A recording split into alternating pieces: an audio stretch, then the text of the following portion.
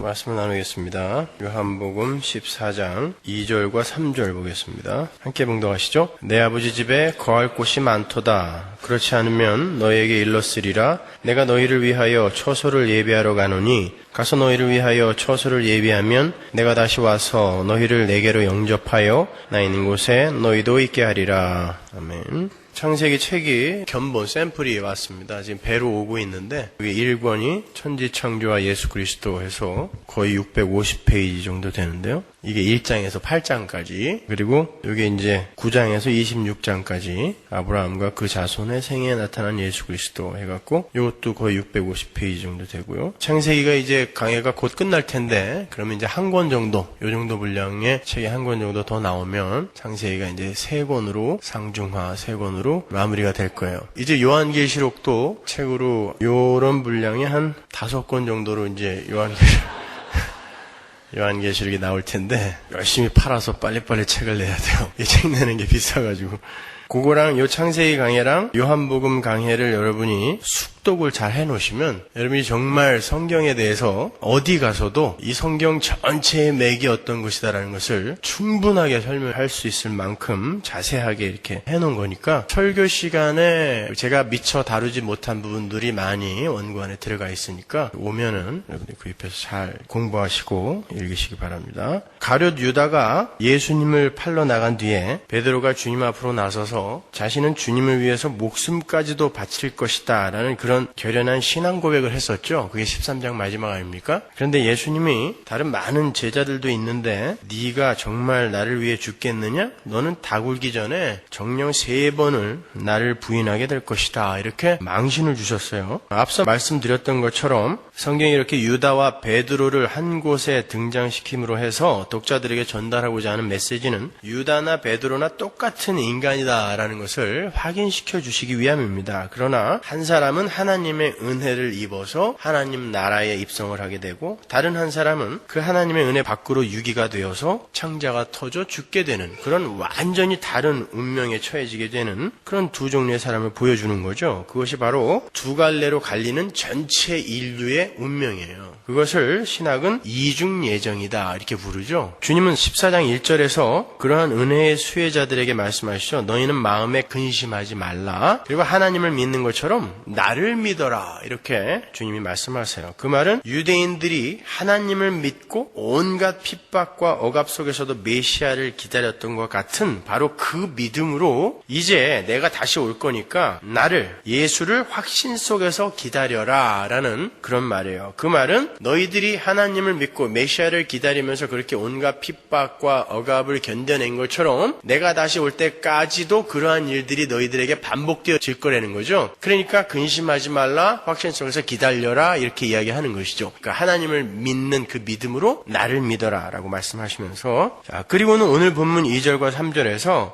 하나님의 백성들이 근심을 벗어나서 예수님을 믿을 수 있는 근거를 이제 설명을 하시는 거예요. 우리는 과연 무엇을 근거로 근심을 하지 않을 수 있으며 무엇을 근거로 예수님의 약속을 믿을 수 있는가? 그것을 이제 2절과 3절에서 말씀해 주시는 거죠. 절대 우리의 노력과 열심이 아닙니다. 2절을 보시면 예수님께서 내 아버지 집에 거할 곳이 많다고 말씀하시죠. 그렇죠? 내 아버지 집에 거할 곳이 많다. 그리고는 내가 너희를 위해서 처소를 예비하러 간다 그래요. 여기서 처소가 뭘까요? 우리 성도가 죽은 뒤에 가게 될 그 하나님 나라 안에서의 주택, 우리가 살 곳, 그곳을 이야기하는 건가요? 아니면 그냥 하나님 나라를 이야기하는 건가요? 처소를 예배하러 간다. 좀 이상하지 않으세요? 아버지 집에 거할 곳이 많다, 이미 많다라고 해놓고 또 처소를 마련하러 가야 된다라는 게 무슨 말이에요? 거할 곳이 많으면 그냥 거기를 쓰면 되지 무슨 처소를 또 예비하냐는 말이에요.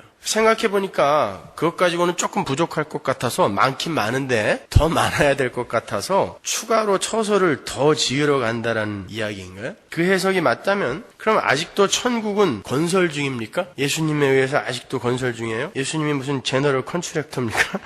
그분이 가셔야 진행이 되게? 자, 그게 아직 완성이 안 돼서 예수님이 아직 못 오시는 것이고 이 역사가 여전히 이렇게 존속하고 있는 걸까요? 그거 지으러 간다고 하신 분이니까 다 지어야 오실 거 아니에요. 그렇다면 예수님은 부활하시고 승계하셔서 지금까지 2000년 동안 거기서 집 짓고 계시는 거예요? 예수님이 승귀하셔서 올라가신 곳이 어디예요? 하나님 나라죠. 그러니까 하나님 나라는 이미 존재하고 있는 거예요. 그러니까 처소는 하나님 나라, 그 공간적이며 장소적인 하나님 나라를 이야기하는 게 아니에요. 그리고 우리가 언젠가 들어가 살게 될 하나님 나라의 맨션 아파트도 아니에요. 하나님 나라는 하나님에 의해서 이미 완성이 됐습니다. 태초에 하나님이 천지를 창조하시니라 해서의 그 천지가 복수라고 그랬죠. 하늘들이라고 그랬어요. 거기서 그 하늘들이라는 게 바로 우리가 눈으로 보는 하늘과 하나님 나라, 우리가 살 하나님 나라를 이야기하는 거예요. 그 전에도 하나님이 사시는 곳이 계셨죠. 그러나 하나님과 하나님이 백성들이 함께 살 곳이 하나님에 의해 만들어졌단 말입니다.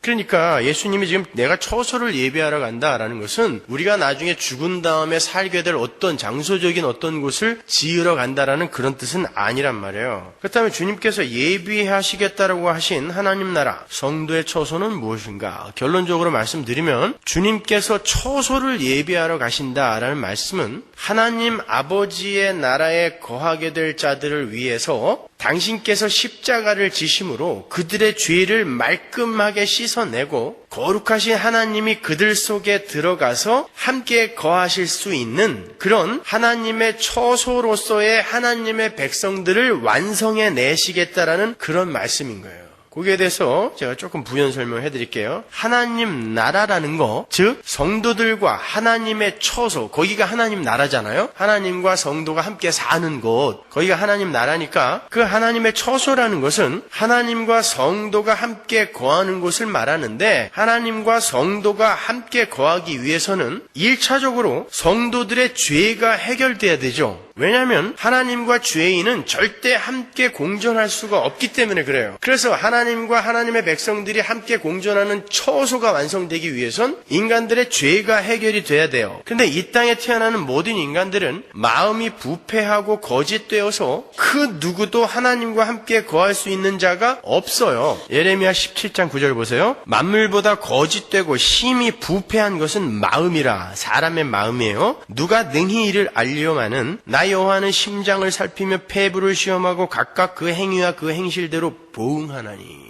내가 너희들의 마음을 볼 때 나는 너희들에게 보응할 수밖에 없는 그런 더러운 마음을 너희들이 갖고 있다라는 그런 뜻입니다. 이렇게 아담 안에서 타락을 한 모든 인간들의 마음은 거짓되고 부패해서 하나님의 보응을 받을 수밖에 없는 그런 상태예요. 거기에는 하나님이 들어가실 수가 없어요. 죄와 하나님은 공존할 수 없기 때문에. 그래서 하나님은 이스라엘을 출애굽시키실 때에도 성막에 숨으셔서 그들을 끌고 가실 수밖에 없으셨던 거예요. 하나님이 성막에 숨으셨던 것은 하나님이 성막 안에 이렇게 갇혀있다라는 그런 의미가 아니라 죄인과 하나님은 공존할 수 없다, 동행할 수 없다라는 그런 의미에서 하나님이 숨으시는 하나님으로 성막에 숨어버린 것이란 말입니다. 심지어 하나님은 모세에게도 자신을 드러낼 수가 없었죠. 그래서 아름다운 뒤태만 살짝 보여주시고 마셨단 말이죠. 못 본단 말입니다. 하나님의 백성 모세도. 죄인은 그렇게 하나님과 공존할 수가 없어요. 거초를 함께 할 수가 없습니다. 그 더러운 죄인들의 마음을 깨끗이 씻어서 하나님이 거하실 수 있는 청결한 마음으로 만들어내요. 하나님과 하나님 백성들이 함께 거할 수 있도록 하는 것이 바로 예수님의 처소 예비인 거예요.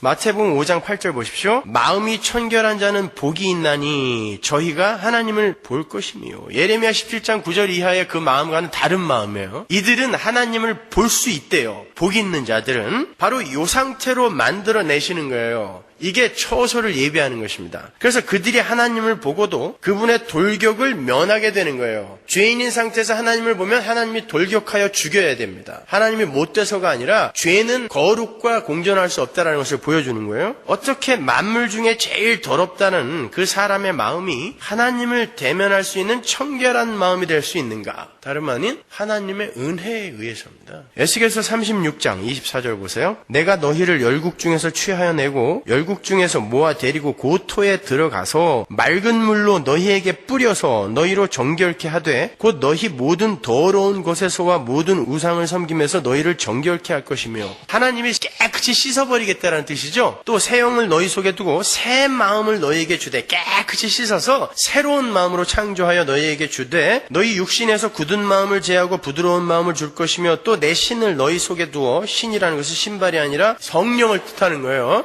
내 신을 너희 속에 두어 너희로 내 율례를 행하게 하리니 너희가 내 규례를 지켜 행할지니라. 내가 너희 열조에게 준 땅에 너희가 거하여 내 백성이 되고 나는 너희 하나님이 되리라. 이게 거처죠, 그죠? 이게 처소란 말입니다. 이렇게 하나님이 더러운 마음을 당신의 물로 깨끗이 씻어서 그들을 하나님과 함께 거할 수 있는 그러한 거처로, 처소로 만들어 내시겠다라는 이런 새 언약을 하나님이 하나님의 백성들에게 주셨단 말이에요. 이게 새 언약이에요. 사도 바울은 그렇게 씻김을 받은 성도의 현실을 이렇게 표현하죠. 에베소서 5장 26절 보세요. 이는 곧 물로 씻어서 말씀으로 깨끗하게 하사 거룩하게 하시고 자기 앞에 영광스러운 교회로 세우사. 하나님 앞에 서 있는 영광스러운 교회는 하나님이 물로 씻으시고 말씀으로 깨끗하게 하신 그런 존재를 교회라고 한다는 뜻이에요. 이렇게 교회가 바로 더러운 마음을 씻김을 받아서 하나님을 대면하여 볼 수 있는, 다른 말로 하나님의 처소가 된 자들의 무리인 거예요. 그렇다면 하나님은 어떠한 방법으로 만물 중에 가장 더러웠던 우리 성도들의 마음을 씻으셨는가? 예수님의 발 씻김의 에피소드 뒤에 이 이야기가 붙어 있다는 것을 잊지 마세요. 어떻게 우리가 깨끗하게 씻겨진 거예요? 어떻게 처소가 된 거예요? 예수님의 십자가 보혈로. 보세요. 계시록 7장 13절. 장로 중에 하나가 응답하여 내게 이르되 이 흰옷 입은 자들이 누구며 또 어디서 왔느냐? 내가 가로되 내 주여 당신이 알리이다 하니 그가 나더러 이르되 이는 큰 환난에서 나오는 자들인데 어린 양의 피에 그 옷을 씻어 희게 하였느니라. 어디에? 어린 양의 피에 깨끗하게 씻어서 맑은 세마포 옷을 입은 자들을 교회라고 해요. 근데 그들이 환난 속에서 나오고 있다 그러죠. 그러니까 여러분의 삶은 환난이 맞는 거죠. 이렇게 성도는 어린 양의 피, 즉 예수 그리스도의 십자가 보혈에 의해서 말갛게 씻겨지고 드디어 하나님을 볼 수 있는 마음이 청결한 자들이 된 거예요. 그래서 급기야 더럽고 추한 마음이 제해지고 청결한 마음이 심어진 그 자리에 하나님이 들어오셔서 좌정할 수 있게 된 거죠.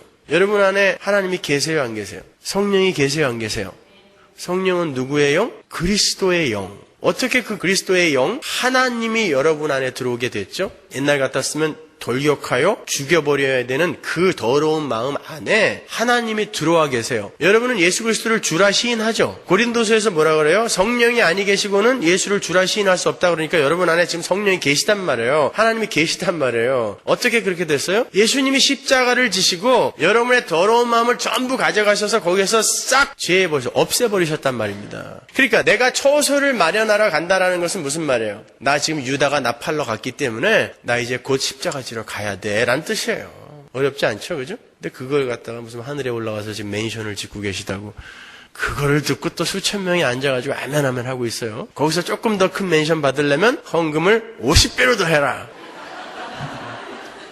여러분 웃으시는데 그 이야기를 지금도 공공연하게 하고 있어요. LA에서 제일 큰 교회에서. 그런데 거기에 속아 넘어가요. 자, 그렇게 하나님과 하나님의 백성들이 함께 거하는 그곳을 하나님 나라 천국이라 부르는 거예요. 그러니까 예수님은 지금 처소, 즉 하나님 나라를 완성하시기 위해 떠나신다고 하는 것이고 그 말은 이제 곧 당신이 십자가를 지시게 될 것이라 말씀하시는 거예요. 그래서 너희를 내가 처소로 만들어낼 것이고 지금은 안 된다. 그러나 내가 십자가를 지고 거기에서 나의 피로 너희들의 죄를 말갛게 씻어내면 너희는 하나님의 처소가 될 수 있다. 그러나 그것이 이 땅에서 역사 속에서 현실 속에서는 차근차근 성화의 모습으로 진행되어져 가는 거죠. 그죠? 그래서 예수님이 우리 안에 들어오셔서 그 일을 하는 거예요. 지금 우리 안에 하나님이 사신다라는 게 이게 말이 돼요? 우리가 우리를 볼 때? 그런데 하나님이 이미 그렇게 만들어 놓고 그 선언적으로 운명적으로 신분적으로 만들어 놓고 그렇게 우리를 지금 이 가시적인 역사 속에서 만들어가고 계시는 거예요. 그게 우리의 인생입니다. 그러니까 많이 힘들죠. 그러니까 나는 나라는 우상이 원하는 대로 나라는 우상을 만족시키기 위해서 그렇게 살아오고 있었는데 그 나라는 우상을 내려놓고 비워내고 심지어 비워내고 하나님이 거하실 수 있는 곳으로 변화되어져 가는 그 삶이 어떻게 쉽겠습니까? 어렵습니다. 여러분의 뼈와 사유가 피에 녹아있는 옛사람을 솎아내는 것이기 때문에 그것은 참으로 힘들어요. 어렵습니다, 여러분. 여러분은 하나님 나라의 개념 정리를 잘 하고 계셔야 돼요. 하나님 나라는 공간적이며 장소적 개념으로 이해해서는 안 된다 그랬습니다. 저 은하계 뒤편에 어딘가에 마련되어 있는 그러한 곳, 이렇게 생각하시면 안 돼요. 하나님 나라는 고정적인 개념으로 이해하시면 안 된단 말이에요. 어디에 그냥 콱 붙박이로 박혀있는 그런 곳은 아닙니다, 여러분. 하나님 나라는 통치의 개념으로 이해를 해야 된다고 제가 말씀드렸어요. 그래서 그 통치권, 왕국 같은 뜻이라 그랬죠? 같은 단어를 쓴단 말이에요. 바실레이아. 하나님의 통치가 있고 그 통치에 순복하는 하나님 나라 백성이 있는 곳이 바로 하나님 나라죠. 그래서 여러분이 지금 여기에서 하나님의 통치에 순복하는 그런 마음과 그런 행위를 하고 있으면 거기가 하나님 나라인 것입니다. 거기에서 죄와 악이 싹 제해지게 되면 거기야말로 가장 행복한 곳 아니에요. 근데 지금 하나님 나라에 죄와 악이 섞여 있단 말이에요. 이 세상에서는. 그래서 이 세상의 그런 사망의 증상들 속에서 하나님 나라를 믿음으로 느끼고 자각하고 인식하며 사는 자들을 성도라고 하는 거예요. 근데 나중에 어느 날 죄와 악이 싹 사라진 그곳에서 하나님과 하나님의 통치를 기쁘게 받아들이는 하나님의 백성들만 오롯이 남는 곳을 천국이라고 하는 것이죠. 그러니까 이 땅에서 우리는 하나님 나라를 맛볼 수 있다 없다? 있습니다. 근데 그게 자주 일어나진 않아요. 그죠? 왜냐하면 죄라는 것이 너무 어둡고 무섭기 때문에 그렇게 우리가 쉽사리 그 하나님 나라를 경험할 수 없어요. 그게 참 안타까운 것이죠. 따라서 우리는 천국 안에서 하나님을 발견하는 게 아니라 하나님 안에서 천국을 발견하는 거예요. 제가 이야기하고도 참 굉장히 이런 거는 명언집에다 하나 써놔야 되는 건데. 그죠? 천국에서 하나님을 발견하는 게 아니라 하나님을 만난 자들이 그 하나님 안에서 천국을 발견하는 것입니다. 그래서 여러분이 가는 곳이 천국이 되는 거예요. 그래서 예수님과 함께라면, 하나님과 함께라면 그 어디나 하늘나라, 초가삼간도 판잣집이라도, 거기가 감옥이라 할지라도, 아니 지옥이라 할지라도 하나님이 함께 계신 곳이라면 그 어디나 하늘나라라는 고백을 우리가 할 수 있어야 되는 거예요. 그런 고백을 우리 안에서 끌어내시기 위해서 여러분의 삶 속에 때로는 지옥을 허락하시기도 하시는 것입니다. 너 이런데도 나로 말미암아 천국을 이야기할 수 있어? 라고 물어보시는 것이죠. 그러니까 우리는 결국에는 네 라고 대답할 수 있는 그런 자로 성숙이 되고 완성이 되는 거죠. 예수님은 너희들 죽고 나서 꼭 천국 가라 이렇게 말씀하신 적 없어요. 예수님은 언제나 천국이 지금 너희 가운데 있다. 그리고 지금 천국이 너희에게 임했다라고 이렇게 말씀하셨잖아요. 그게 처소란 말입니다. 우리의 처소. 그러니까 천국은 죽고 나서 가는 곳만이 아니라 지금 여기서 경험하고 누리고 살아갈 수 있는 것이란 뜻이에요. 그러므로 예수 그리스도께서 지금 너희를 위해 처소를 마련하러 간다라고 하신 것은 내가 이제 십자가를 지고 너희의 더러운 마음을 씻을 피를 흘리게 될 거인데 그렇게 되면 너희의 죄가 해결이 되고 성령 하나님이 너희와 함께 거하시게 되는 하나님 나라, 즉 처소가 너희가 처소로 완성이 될 것이다 라는 그런 말인 거예요. 그리고 다시 오셔서 당신이 준비하신 처소로 우리를 영접하셔서 당신이 계신 곳에서 영원한 안식을 누리게 해주시겠다라는 그 말씀은 단순히 먼 훗날에 재림하셔서 우리를 당신의 나라로 영접을 하시겠다라는 그런 말에 국한된 것이 아니라 그런 의미도 있긴 있어요. 그러나 그런 말에 국한된 것이 아니라 오순절 성령 강림과 예수님의 가시적 재림의 이중적 상징인 거예요. 그 예수님은 여러분 안에 이미 오셨죠. 그러나 가시적으로 또 오신단 말입니다. 그 두 가지를 동시에 상징하고 있는 거예요. Already not yet. 그렇죠? 예수님은 언젠가 가시적으로 재림을 하실 거예요. 그러나 하늘에서 구름을 타고 내려오시는 그런 식의 재림은 아니에요. 볼지어다 구름을 타고 오시리라 라는 그 말은 볼지어다 구름과 함께 오실 것이다 라는 뜻이라 그랬죠. 근데 그 구름은 뭐라 그랬어요? 손오공이 타고 다니는 근두운 같은 그런 구름이 아니라 하나님의 영광이라 그랬잖아요. 하나님의 영광과 함께 오실 것이다지 절대 구름을 타고 저 꼭대기에서 성화를 너무나 많이 봐갖고 그런 모습으로 오실 거라고 착각하는 거예요. 아니에요. 구름을 타고 오실 것이다 라는 것은 예수님이 초림으로 오셨을 때는 성육신 하셔서 아주 초라한 모습으로 연한 순처럼 이 땅에 오셨지만 이제 가시적으로 우리 눈에 다시 나타나실 때는 하나님의 영광스러운 그 영광의 모습으로 나타나실 것이다가 바로 볼지어다 구름과 함께 오시리라 라는 뜻인 거예요. 그 성경에서 말하는 재림, 파루지아라는 단어는 구름을 타고 멀리서 내려오다라는 뜻이 아니라 안 보이던 것이 나타나다라는 뜻이에요. 파루지아는. 그러니까 지금 예수 그리스도가 그리스도의 영, 성령으로 여러분 안에 계시잖아요. 근데 여러분이 눈으로 볼 수는 없어요. 그런데 내 안에 계신 예수님이 예수님이 이제 나는 지금 믿음으로 예수를 보는데 내 눈으로 보게 되는 그 날을 재림이라고 하는 거예요. 그러니까 여러분은 재림을 그렇게 오매불만 기다리지 않아도 돼요. 내 안에서 지금 이미 재림이 일어났다니까요. 영적으로는. 그 영적인 재림이 가시적으로 나타나서 이제 영원히 지속되는 그곳, 거기가 하나님 나라이기 때문에 우리가 그 예수님의 재림을 기다리지만 이 땅에서도 그 예수의 재림을 우리가 자각할 수 있어야 되는 것입니다. 자, 그 예수님이 내가 처소를 마련해서 너희들에게 내려와서 나 있는 곳에서 너희들을 영접할 거야 라고 말씀하신 거는 그런 의미에서 예수님이 오순절날 성령으로 성도의 교회의 마음속에 들어오셔서 그들의 마음속에 이미 하나님의 거처, 지성소를 완성해 놓으신 그 일을 이야기하는 거예요. 그리고 나중에 정말 가시적으로 다시 우리에게 나타나셔서 가시적인 하나님 나라를 확 완성해 놓으시는 거. 지금 우리가 살고 있는 이러한 모습, 문화도 있고 자연도 있고 여러분 직업도 가져야 될 것이고 각자 다른 모양의 몸, 육신도 갖고 있어야 되는 이런 모습, 이런 모습에서 죄와 악과 썩어짐과 더러움만 싹 빠진 그런 것. 요즘 가끔 인터넷 보면은 웬 할머니가 얼굴이 이렇게 나와 있는데 무슨 화장품을 이렇게 바르면은 이쪽 옆에는 깨끗한 20대의 얼굴로 이렇게 바뀌는 그런 화장품이 요새 많은가 봐요. 하나씩 마련하세요, 그런 거. 그런 것처럼 지금 이 세상은요, 죄로 말미암아 많이 왜곡되어져 있고 뒤틀려 있어요. 그리고 썩어짐의 종노릇을 하고 있고 후패되어지고 있는 것입니다. 거기에서 그 죄와 악이 싹 빠져버리고 깨끗한 하나님 나라만 남는 거예요. 지금 우리 안에 있는 요 하나님 나라가 있는데 죄와 함께 공존하고 있잖아요. 그것들이 싹 사라진 그곳, 거기가 하나님 나라란 말입니다. 그렇게 예수님이 이 땅에 다시 재림하실 때는 그 나라가 이제 완성이 되는 거예요. 가시적으로. 그 두 가지를 동시에 함께 이야기를 하고 있는 거예요. 성도들은 그렇게 이미 예수님과 함께 사는 자들인 것입니다. 그렇게 우리는 영적으로 이미 우리 안에 계신 성령 하나님과 함께 하나님 나라를 살아요. 그러나 우리 주님께서 가시적으로 재림을 하실 때에는 가시적 하나님 나라에서 우리 주님과 영원한 안식 속으로 들어가게 되는 거예요.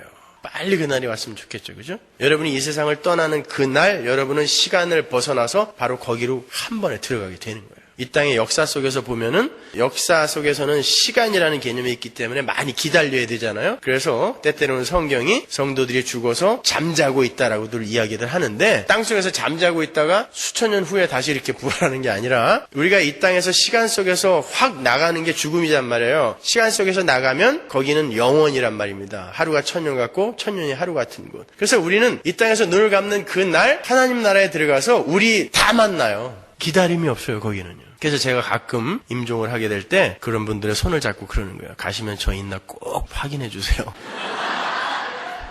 맞습니다. 가면은 우리는 그 시간밖에 영원 속에 이미 완성되어 있는 그곳에 있는 우리 모두를 만나게 되는 거예요.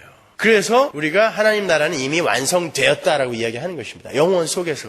근데 이 시간 속에서 우리가 그 하나님 나라를 배우고 하나님의 은혜를 배우고 하나님의 은혜를 떠난 자들의 추악함을 배우고 그러느라 이렇게 시간을 통과하고 있는 것뿐이죠. 그러니까 여러분은 다 이긴 싸움을 싸우고 있는 거예요. 어떤 면에서 보면 참 재미없는 싸움이에요, 이 싸움은요. 다 이긴 게임을 뭐하러 또 봐요. 그럼에도 불구하고 우리는 그 이김을 안고 한 발 한 발 가는 거예요. 하나님의 인도하심을 따라서. 그러니까 영적 처소는 창세전에 하나님과 예수님의 언약 속에서 이미 완성이 된 거고 그것이 역사 속에서 골고다의 십자가로 나타났으며 그 영적으로 완성이 된 처소가 눈에 보이는 가시적 처소로 완성이 되어져 가는 모습이 성도의 신앙생활인 거죠. 그걸 성화라고 하잖아요. sanctification. 사실은 지금 주님께서 제자들에게 말씀하시는 처소의 완성이 바로 하나님의 창조의 목적이기도 해요. 하나님은 그것을 위해서 창조를 하신 거예요. 하나님이 창조를 해놓으셨는데 어떤 피조물의 회방으로 말미암아 지금 세상이 이렇게 혼란스러워진 게 아니에요. 사실은요.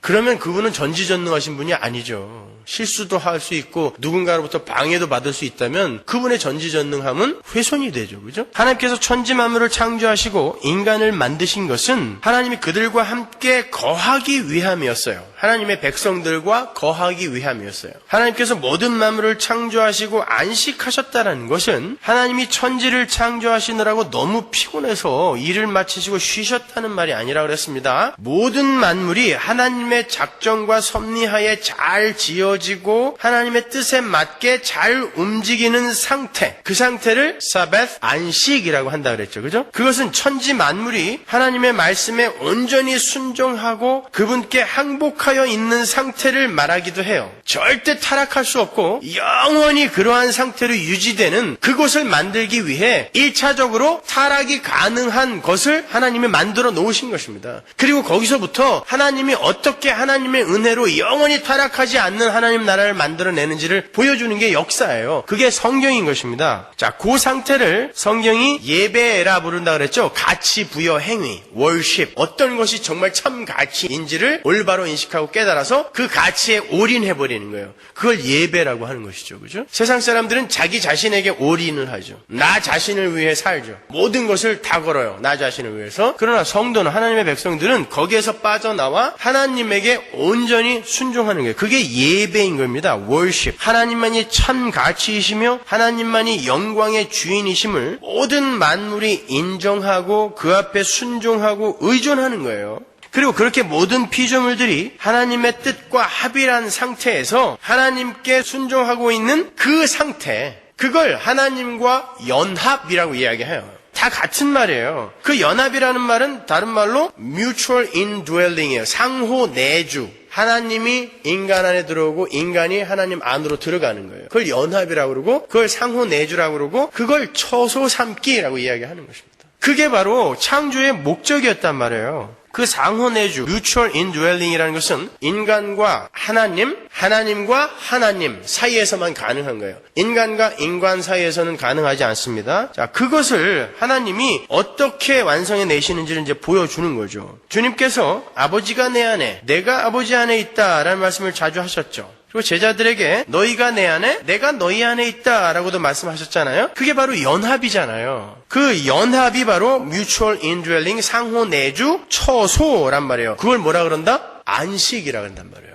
하나님의 안식이, 이 우주의 안식이 바로 하나님의 창조의 목적이었잖아요. 그걸 안식이라고 그런단 말이에요. 따라서 우리는 창세기에 나오는 하나님의 그 안식을 하나님의 거처 삼으심, 하나님의 처소 삼으심으로 해석을 할 수도 있어요. 안식이 바로 거주의 개념이니까요. 이렇게 상호 거주가 될 때 그 상태를 연합이라고 하고 그 연합의 상태에서 쌍방의 뜻이 하나가 되는 거고 거기에서 예배가 나오고 거기에서 참된 안식이 나오는 것입니다. 이해가 가시나요? 연결이 되십니까? 왜 주님의 처소 예비가 창조의 목적이다라고 제가 말씀을 드렸는지 이제 아시겠죠? 자, 그런데 인간이 죄를 짓자 하나님은 인간들을 에덴에서 쫓아내셨어요. 이제 하나님의 안식은 깨져버린 거예요. 물론 상징적 표현입니다. 하나님의 안식은 깨질 수가 없어요. 전지전능하신 하나님의 안식이 어떻게 깨져요? 피조물 때문에 깨집니까? 그렇지 않습니다. 하나님은 홀로 완전하신 분이기 때문에 하나님의 안식은 그 무엇으로도 깨질 수가 없어요. 그럼에도 하나님께서 다시는 깨지지 않는 안식을 마련하기 위해 혼돈의 과정을 통과하게 하신다는 의미에서 안식이 깨졌다라고 말씀을 드리는 거지 하나님의 안식은 깨질 수가 없습니다. 그래서 하나님은 이제 영원히 깨지지 않는 안식의 처소를 마련하시는 일을 시작하셨어요. 구속사를 설명해 드리는 거예요. 그게 바로 새 언약과 새 창조잖아요.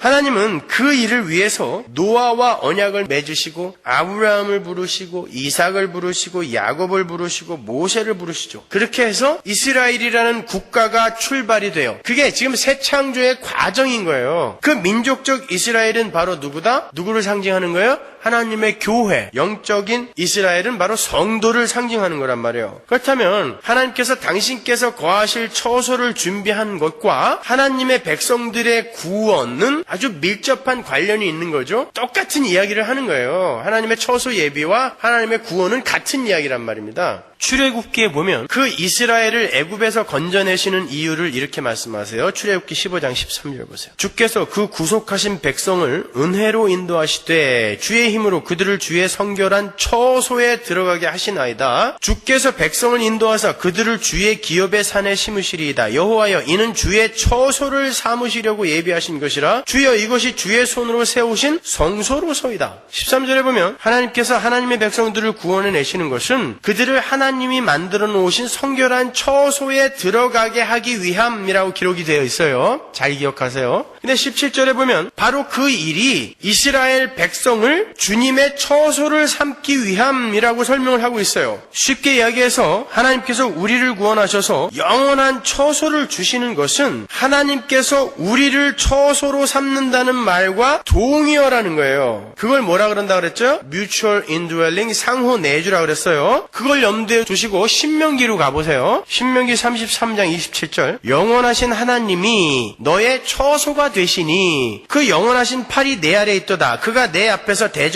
쫓으시며 멸하라 하시도다. 지금 출애굽기에서 하나님께서 하나님의 백성들을 구원해 내시고 그들을 가나안에 넣으시는 것을 하나님이 마련하신 처소를 주심이라고 하셨는데, 출애굽 15장 17절에서는 이스라엘 백성을 주님의 처소를 삼기 위함이라고도 그러고, 신명기에서는 그 처소가 또 하나님이래요. 가나안, 이스라엘, 하나님, 하나님의 처소. 그렇다면 하나님께서 처소를 우리에게 예비하시기 위해서 우리를 죄에서 건져내셨다는 것은 어디로 우리를 끌고 가는 거예요? 하나님 안으로 우리를 확 끌어들이는 거예요. 삼위일체 속으로 우리를, 이 더러운 만물 중에 가장 더러운 우리를 확 끌어당기셔다가 하나님의 삼위일체 속으로, 그분의 신의 성품 속으로 우리를 확 참여시키는 거예요. 그래서 바울이 우리를 신의 성품에 참여한 자라고 이야기한 것입니다. 그러니까 하나님 나라에서 우리는 어떻게 산다? 하나님처럼 살아요. 우리가 이 땅에서 하나님처럼 살겠다고 했을 때 이런 더럽고 지저분하고 추악한 것들이 막 주렁주렁 맺혔어요. 그러나 하나님 나라에서는 하나님이 우리를 하나님처럼, 진짜 하나님처럼 살게 해주시는 거예요. 그러니까 우리가 우리의 힘으로 하나님처럼 살겠다라고 나서서 우리가 열심히 애를 쓰고 우리의 꾀를 짜내면은 이 지경밖에 안 되는 거예요. 그러니까 너희는 내가 만들어낸 그 하나님 나라에, 그 나라에 은혜로, 믿음으로 들어와라. 이것이 신앙생활에서 우리에게 요구되는 단 하나의 목적지인 것입니다, 여러분. 은혜를 알아라. 은혜로 들어와라. 믿음으로 들어와라. 시편 90편 1절로 가볼게요. 주여, 주는 대대에 우리의 거처가 되셨나이다. 시편 91편 9절. 내가 말하기를 여호와는 나의 피난처시라 하고 지존자로 거처를 삼았으므로. 표준 세번역으로 볼게요. 네가 주님을 네 피난처로 삼았으니 가장 높으신 분을 너의 처소로 삼았으니. 시편 132편 13절 보세요. 여호와께서 시온을 택하시고 자기 거처를 삼고자 하여 이르시기를. 표준 세번역. 주께서 시온을 택하시고 그곳을 당신의 처소로 삼으시기를 원하셔서 이렇게 말씀하셨다. 시온은 누구예요? 교회를 이야기하는 것입니다. 보세요. 여기도 하나님이 우리의 처소다. 우리가 하나님의 처소다. 하나님이 우리의 처소다. 우리가 하나님의 처소다. 계속 혼용해서 쓰고 있죠. 그게 상호 내주라는 거예요. 연합이라는 거예요. 그게 창조의 목적이에요. 그런데 그 온전한 연합이 되기 위해서는 한쪽에서 완전한 순종을 해버려야 된단 말이에요. 절대 자기 주장이 요만큼도 남아있으면 안 된단 말입니다. 그것을 우리에게, 이성과 인격을 갖고 있는 우리에게 깨닫게 해주시는 거예요. 경험케 해주시는 거예요. 이 땅에서. 그래서 우리는 그거 배우고 가는 것입니다.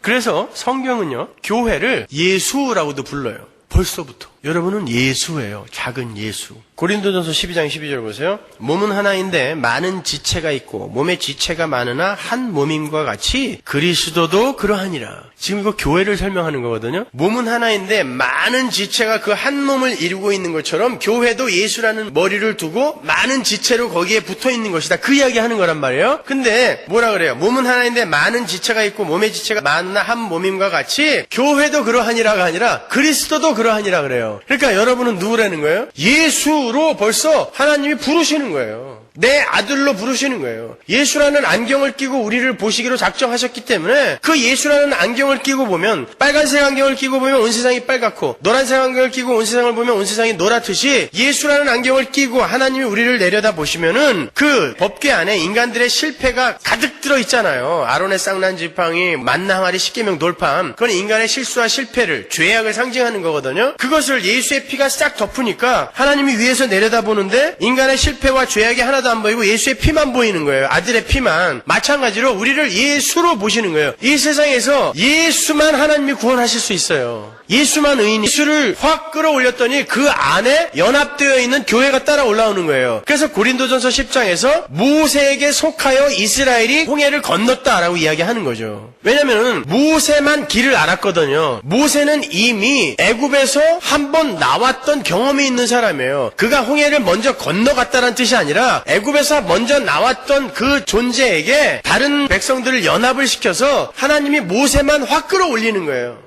그랬더니 모세에게 속하여 이스라엘이 주렁주렁 매달려 올라오더라는 것이죠. 그거는 왜 굳이 그런 표현을 쓴 거냐면 예수 안에서 우리가 구원을 받는 방법이 바로 그 방법이라는 것입니다. 하나님은 예수만 구원하세요. 예수를 구원했는데 그 예수가 우리를 꼭 품어 안고 있는 거야. 흘리지도 않고 하나도 안 흘리고. 요한복음에 나오잖아요. 내가 하나도 안 흘렸다 그러지 않습니까? 다 끌고 올라갔다라는 것입니다. 그래서 하나님은 그 예수를 통하여 우리를 보기에 우리가 그리스도라는 이름을 부여받은 거예요.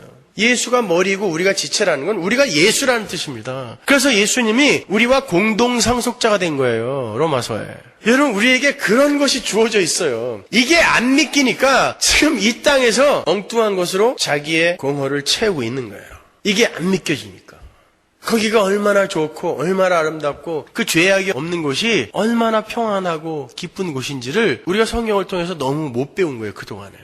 헌금 많이 하고 봉사 많이 하고 선교 많이 하면 우리에게 주어질 그런 복에 대한 것만 너무 많이 배워갖고 이 세상에서 어떻게 하면 잘 먹고 잘 살 것만 연구했어요. 그래서 하나님 나라는 있어도 되고 없어도 되는 것이 되어버리고 말았단 말입니다. 그러니까 이렇게 우리가 힘이 없는 거예요. 소망도 없고 기대도 없고 죽음은 두렵고 세상 사람들과 다른 게 뭐가 있어요 우리가요.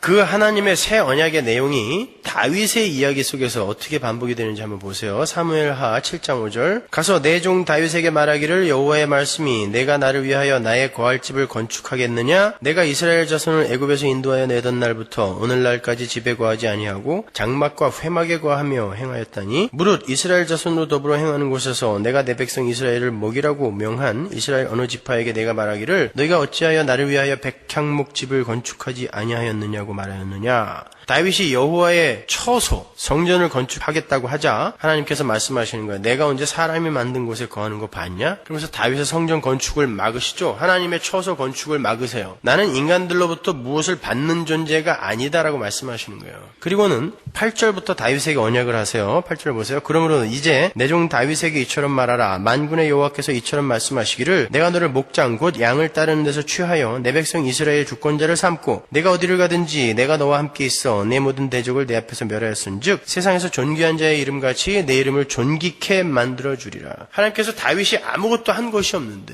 그 위에 분명히 말씀하시잖아요. 내가 살 집을 네가 어떻게 만든다고 그래? 말씀해놓고 축복을 막 부어주고 계세요. 그의 행위와 전혀 상관없이. 하나님 지금 다윗에게 아니 하나님의 백성 전체에게 내가 너희들에게 줄 복은 너희들의 행위와는 전혀 상관없이 내가 너희들에게 베푸는 것이다 라는 은혜의 언약을 하시는 장면이에요. 이것이요. 그런데 공의의 하나님께서 불의한 자에게 거저 그냥 그렇게 하실 수는 없단 말이에요. 그러면 어떻게 다윗에게 그 무시무시한 죄를 지었던 그리고 죽는 날까지 하나님 앞에서 그런 엉터리 같은 삶만 살았던 다윗에게 이렇게 축복을 하실 수 있는 근거가 있어야 될 거 아니에요. 그게 바로 사무엘하 11장과 12장에 나오죠. 다윗과 밧세바가 죄를 졌어요. 간음을 해서 애를 뱄어요. 애가 나왔습니다. 근데 하나님이 그 애를 죽여요. 애가 무슨 죄예요? 무죄한 자가 죽고 솔로몬, 하나님의 자손을 대표하는 솔로몬이 나오게 되는 거예요. 그 은혜의 언약의 근거로 바로 다윗과 밧세바의 사건이 들어가 있는 거예요. 다윗이 얼마나 나쁜 놈인지 봐라. 이게 아닙니다, 여러분. 구속사를 설명하는 것입니다. 예수 그리스도를 설명을 하는 거예요. 보세요. 전에 내가 사사를 명하여 내 백성 이스라엘을 다스리던 때와 같지 않게 하고 너를 모든 대적에게서 벗어나 평안케 하리라. 여호와가 또 내게 이르노니 여호와가 너를 위하여 집을 이루고 내 수완이 차서 내 조상들과 함께 잘 때에 내가 내 몸에서 날 자식을 내 뒤에 세워 그 나라를 견고케 하리라. 저는 내 이름을 위하여 집을 건축할 것이요 나는 그 나라 위를 영원히 견고케 하리라. 11절을 보시면 하나님께서 다윗을 위하여 집을 이루시겠다라고 이야기를 하세요. 다윗아, 너는 내가 거할 처소 그런 거 걱정하지 마라. 내가 네 집 져줄 거야 라고 얘기하는 거예요. 내가 네 집 져줄 거야.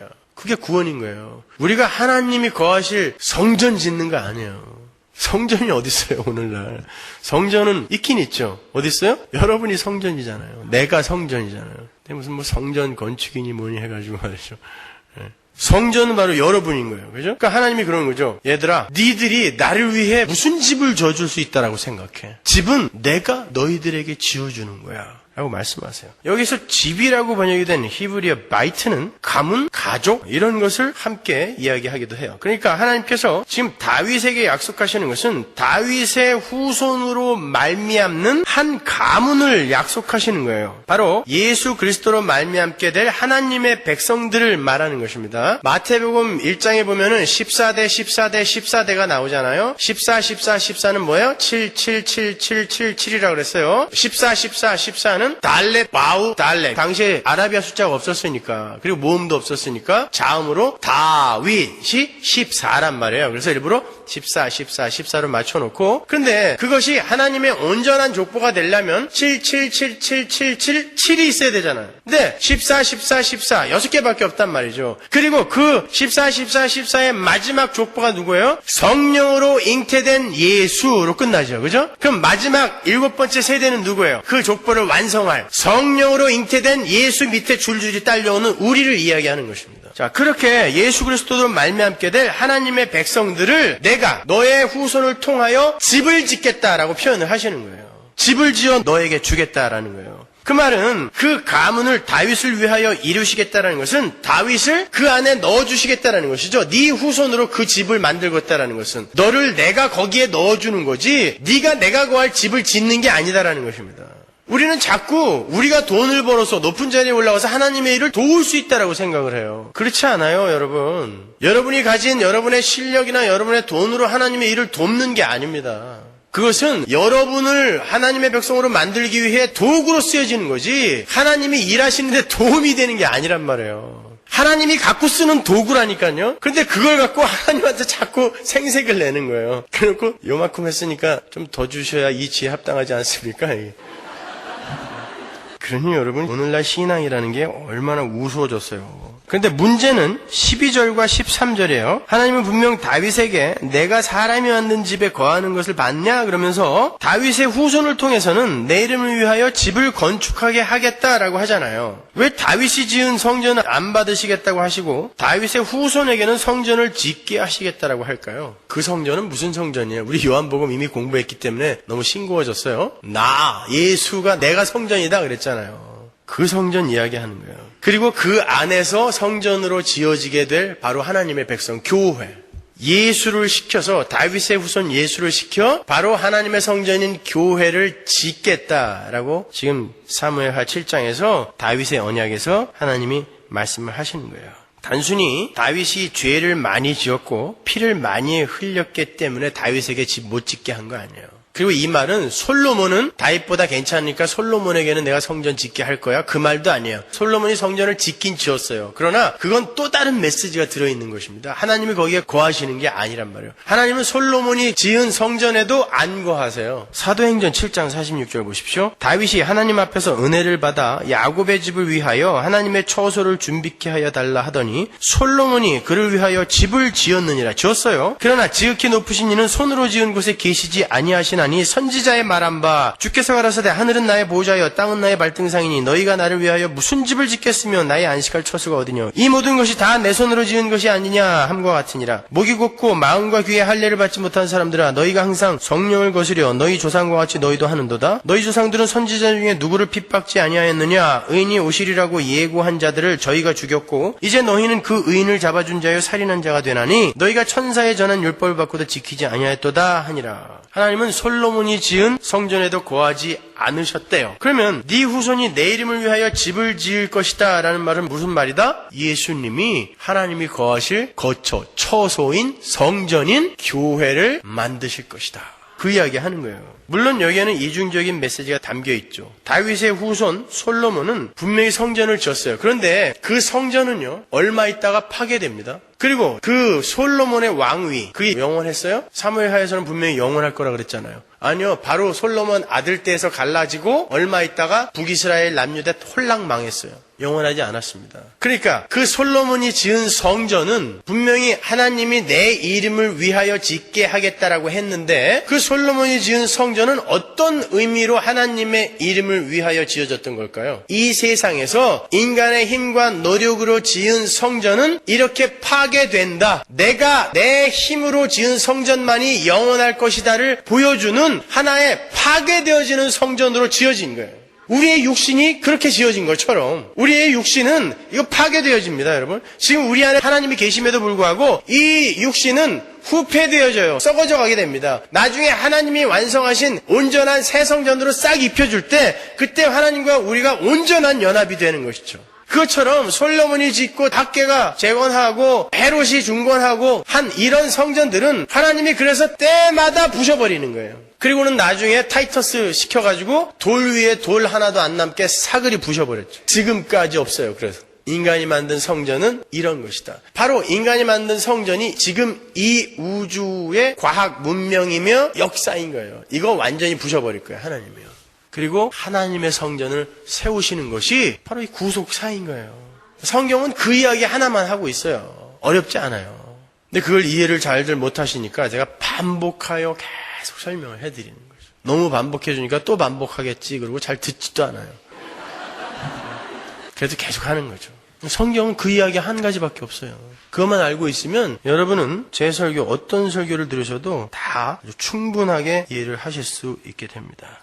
이렇게 성전은 하나님께서 지으셔서 우리에게 주시는 것이지 인간이 지어서 하나님께 바치는 것이 아닌 거예요. 그게 바로 은혜 언약인 것입니다. 인간이 인간의 힘으로 인간의 공력으로 하나님께 바치는 모든 것은 다 불타버릴 것이다 라는 것을 증거하기 위해 솔로몬의 성전이 지어진 거예요. 반면에 그 다윗의 후손에 의해 지어지게 될 집이라는 것이 담고 있는 두 번째 상징은 여호와의 처소, 여호와께서 거하실 참성전, 다윗의 후손으로 오실 예수 그리스도에 의해 지어질 교회를 이야기하는 거라고 했어요. 그렇게 하나님은 바로 하나님의 백성 안에 거하시겠다라고 말씀을 하세요.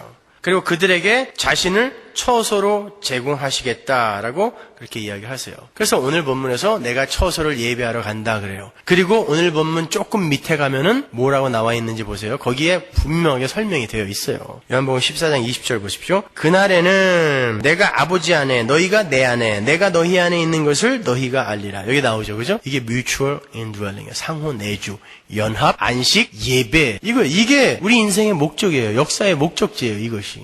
나의 계명을 가지고 지키는 자라야 나를 사랑하는 자니 나를 사랑하는 자는 내 아버지께 사랑을 받을 것이요 나도 그를 사랑하여 그에게 나를 나타내리라. 나중에 우리가 이 상태가 되면 이렇게 하나님의 계명을 완전히 지키고 하나님을 온전히 사랑하게 된다라는 것입니다. 지금 우리가 할 수 있다라는 이야기가 아닌 거예요. 그러나 그것을 목적지로 하여 우리의 삶을 지향시켜야 되는 그쪽으로. 22절 가룟신 아닌 유다가 가로되 주여 어찌하여 자기를 우리에게는 나타내시고 세상에게는 아니하려 하시나이까? 예수께서 대답하여 가라사대 사람이 나를 사랑하면 내 말을 지키리니 내 아버지께서 저를 사랑하실 것이요 우리가 저에게 와서 거처를 저와 함께 하리라. 보세요. 우리가 저에게 와서 거처를 저와 함께 하리라. 그를 나의 처소로 삼으리라. 지금 주님이 그거 예배하러 가신다고 그랬죠? 그런데 그를 나의 처소로 삼기 위해서는 그가 어떤 상태가 돼야 돼요? 그가 하나님을 사랑해야 돼요. 그러니까 지금 이 역사 속에서 인생 속에서 하나님이 우리를 하나님의 처소로 지금 예비시켜 가시고 완성시켜 가신다는 건 뭐예요? 하나님을 사랑하고 하나님의 계명을 지키는 자로 지금 철장으로 두들겨 패면서 만들어가고 계시는 것입니다. 그 길에 여러분의 사업이 망하기도 하는 거고 여러분이 병에 걸리기도 하는 것이고 그 길에 여러분의 희로애락이 사용되는 것일 뿐이에요.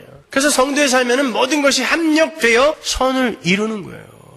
그래도 나는 옛날에 너무 파렴치한 죄를 지어서 그거는 용서받지 못할 거예요. 아니요, 그것 때문에 예수가 오셨다니까요. 아니, 저 인간은 정말 용서받지 못할 그런 못된 죄를 저질렀는데 저 인간은 어떻게 해서든지 하나님이 징계를 하셔야 돼요. 그렇지 않습니다. 그래서 예수가 죽으실 수밖에 없었던 거예요. 그런 것들을 상처로 품고 계시지 마세요.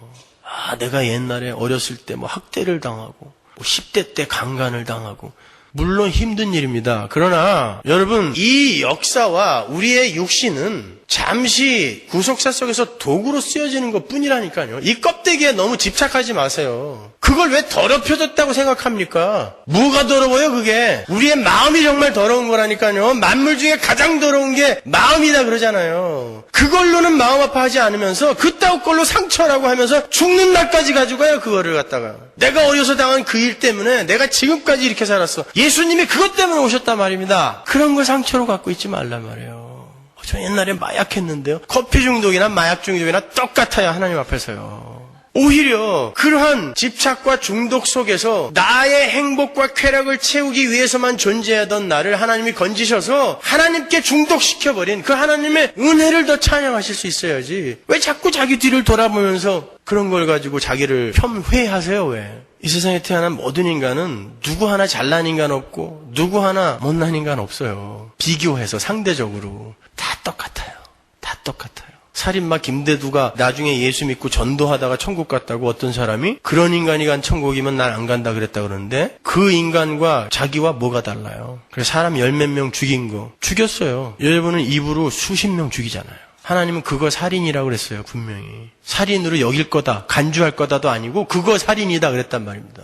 근데 김대두는 나쁜 놈이고 나는 칼로 쑤시지 않아서 좋은 놈이에요? 아니라니까요. 하나님 앞에서는 모든 죄가 동일해요. 다 사형이에요. 그분이 너무 크신 분이기 때문에 범죄의 대상이 너무 크게 되면 모든 죄가 다 동일해요. 사형이에요.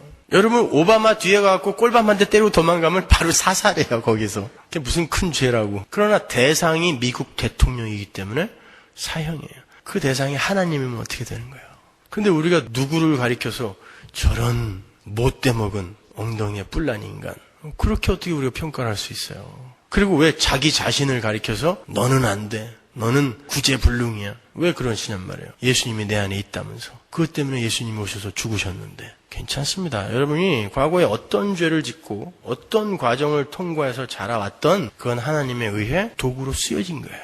그러니까 그런 거에 너무 집착하지 마세요. 정리를 하죠. 하나님께서 예수 그리스도를 통해서 우리의 초소를 예비하신다는 것은 예수 그리스도의 십자가 보혈을 근거로 우리의 더러운 죄를 다 씻어버림으로 당신이 우리 속에 거하실 수 있게 하시는 성도의 구원 이야기를 달리 표현하신 거예요. 이해가 가시죠? 이제 확실히?